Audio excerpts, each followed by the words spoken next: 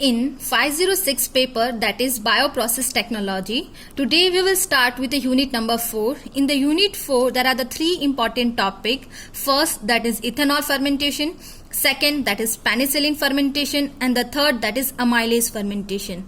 As we know that the ethanol is a solvent, we will see in a detail that how this ethanol is produced in an industry. Second, that is penicillin. Penicillin, which is an antibiotic. We will see in a detail that how this penicillin antibiotic is produced in industry at a large scale. Third, that is amylase. Amylase is an enzyme.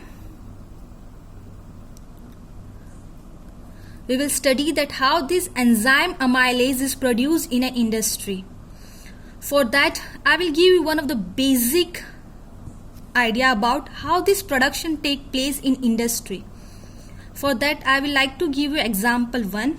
Suppose, for example, you have to quite correlate with a cooking. Suppose if I want to cook a paneer masala recipe, for that what you will take, first of all you will take some pan or a kadhai. Okay, then you will add some ingredient in it which is required. After adding the ingredient, you will add the paneer. After that you will give some times, for example 10 to 12 minutes to cook properly. Then after, your paneer is ready. In between, what you do, you maintain the flame by slow flame or the high flame with the help of regulator. This is how the industry also the production is being take place. Okay, if I want to tell you one thing, if I want to prepare some recipe, for example here I have taken the paneer masala. If I want to prepare for a 3 to 4 person, obviously you will take this pan in a smaller size or a kadhai. Then you will add the ingredient according to it for the 3 to 4 person. Okay, and if I want to prepare this thing for the large number of people, for example for 100 to 200 peoples, then obviously my ingredient quantity will be increased, my paneer adding would be increased. Okay, everything would be increased, and ultimately our size of this will be increased. This is how in industry everything is prepared. We will see in industry the basic idea I will give you how in industry this take place production.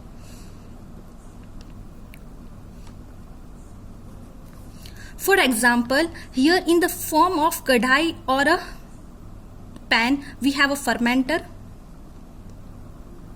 Suppose this is a large fermenter, because in industry we produce everything in a larger quantity. For that we take a fermenter. Okay, we will study in the chapter, I think it is in the second unit, different design of the fermenter. Here you suppose this is our fermenter. Okay, in this at the very first, what you will add? You will add the raw material, or you can say substrate, because here we are studying about the microbiology. So here you take the raw material. The basic thing, after adding the raw material, you will sterilize. After sterilization, you will add the desired organism in it.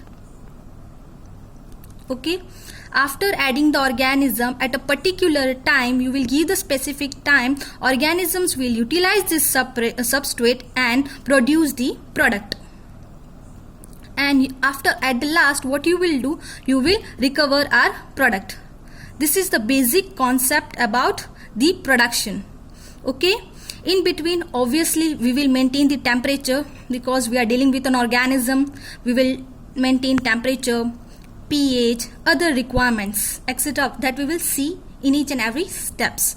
Okay, these are the basic concept how this in industry everything is production take place.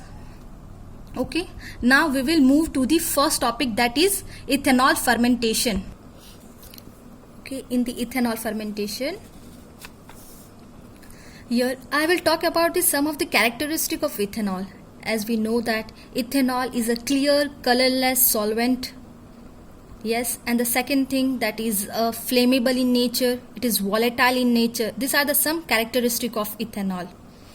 Ethanol is a solvent containing higher amount of alcohol, that contain higher amount of alcohol.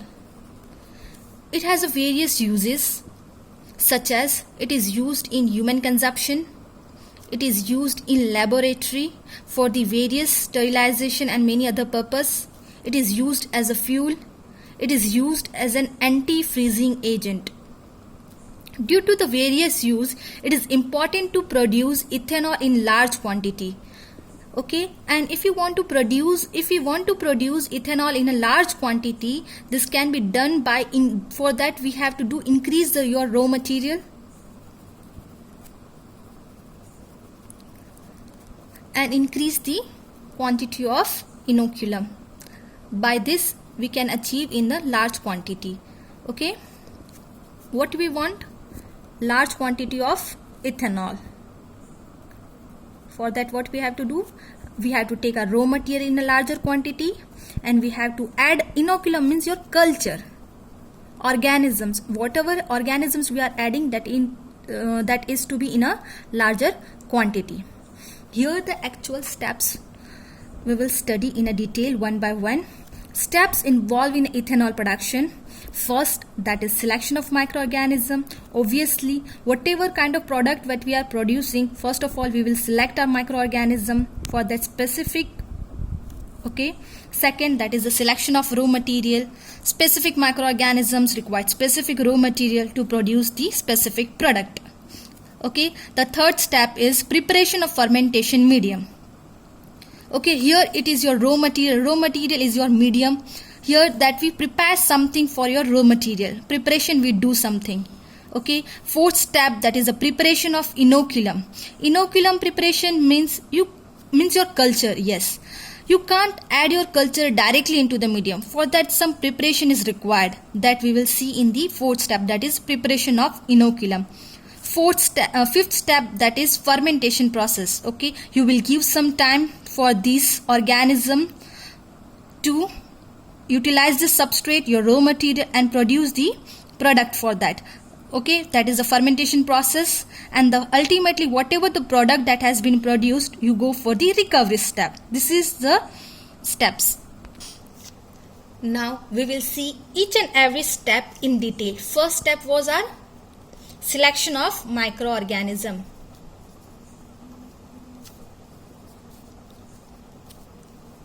In the selection of microorganism, generally we use for the ethanol production is our yeast cell. In yeast cells, we use two type of yeast cell. First, that is Saccharomyces cerevisiae, and the second, that is Saccharomyces Carlsberg genus.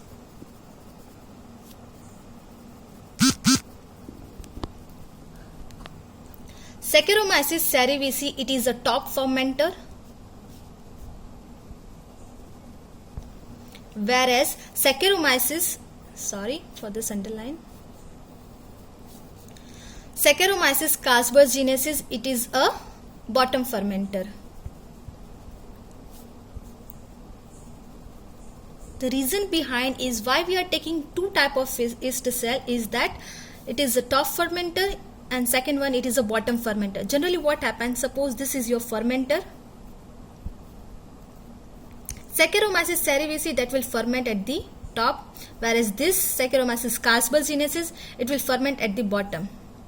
So that's why we have to take two type of, and here it is your raw material. This is why we take two type of yeast cell. Okay, we can also take bacteria cells also for the ethanol production. In bacteria, mostly we use Zymomonas mobilis.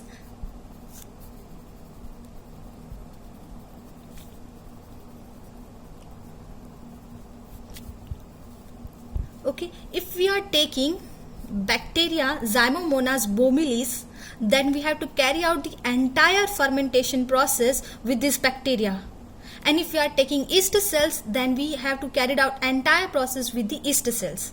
We can't take both at a time. okay, because it has some different properties. If I take some example, that for example, whereas yeast cells, they perform EMP pathway for the catabolism of glucose, whereas bacteria, it follow ED pathway for the catabolism of glucose. Okay, the first step, I think it is understood. Now we will move to the second step. In the first step, what we have done, just we have select the organisms. We know that Saccharomyces yeast we have selected, that will helpful for the production. This why we have mostly we go for yeast cells. Okay, here we have selected our organism, our yeast cell. For example, here we will go through the yeast cells. The reason behind, there are some reasons why we mostly use the yeast cells, because it can tolerate high temperature, it can tolerate sugar concentration, many other there are reasons. Because of this we go for mostly the yeast cells. Okay, here we have selected our yeast cells, Saccharomyces cerevisiae and Saccharomyces carbacinensis. First step is ready, we have select our organisms. Okay, now the second step is selection of raw material.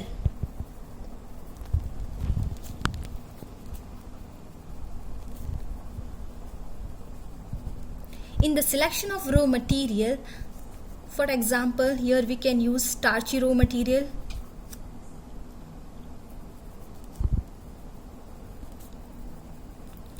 Starchy raw material examples are cornstarch, potato starch, etc. This is the first. Second, that is a cellulosic raw material.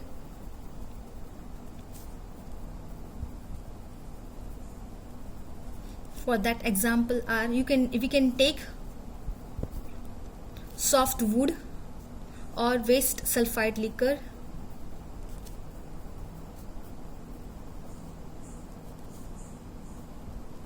It is a partial hydrolysis product of paper pulp industry. The third, that is saccharinic raw material.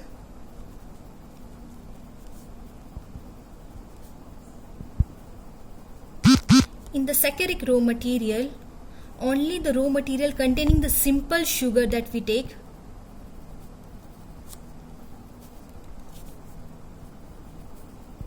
Okay, by looking the raw material, first I have written that is a starchy raw material, second is a cellulosic raw material, and the third, that is a saccharinic raw material. And we know that if we are dealing with a microorganism always prefer it in the simple form. Okay, if there is a there is a medium, if there is a simple form, and if it is in the large form, the mostly the organism prefer mostly the simple form. Okay, because it can easily be taken up. For that large one, they have to break down this one, and then afterwards that can be, after the process will be taken out. So generally what happen, if the starchy raw material and the cellulosic raw material, it is a polysaccharides.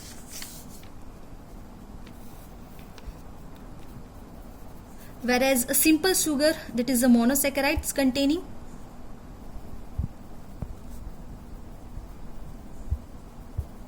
Okay, the third step you will understand better.